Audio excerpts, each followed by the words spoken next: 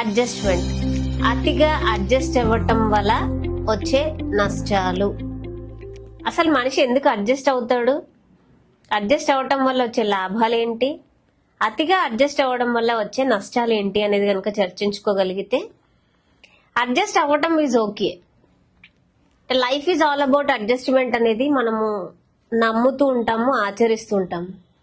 కానీ ఆ అడ్జస్ట్మెంట్ స్థాయి పెరిగితే ఏమవుతుంది? అసలు పెరగచ్చా, పెరగకూడదా? అడ్జస్ట్మెంట్ ఎక్కువ అవడం వల్ల లాభమా, నష్టమా అని కనుక చర్చించగలిగితే ఖచ్చితంగా నష్టమే అని చెప్పొచ్చండి.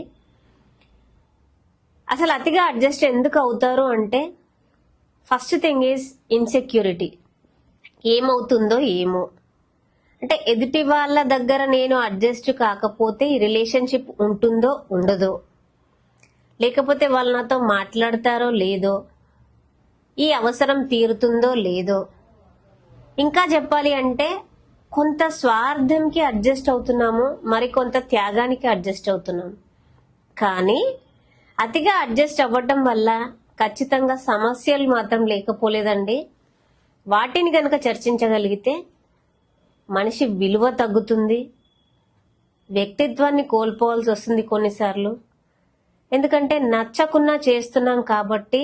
అంటే కొన్ని సినిమాల్లో కనుక చెప్పినట్లు, నాలో నేనే లేకపోయిన తర్వాత నాకు ఈ గెలుపు ఎందుకు అంటాడు ఒక సినిమాలో అల్లు అర్జున్.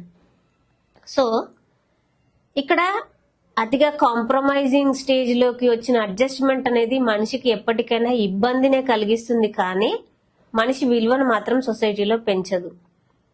ఒక్కసారి కనుక ఆలోచించగలిగితే adjustment is okay, compromising is not okay. Compromise అయితే చాలా బాధని అనుభవించాల్సి వస్తుంది, అడ్జస్ట్ అయితే సంతోషంగా ఉండగలుగుతాం.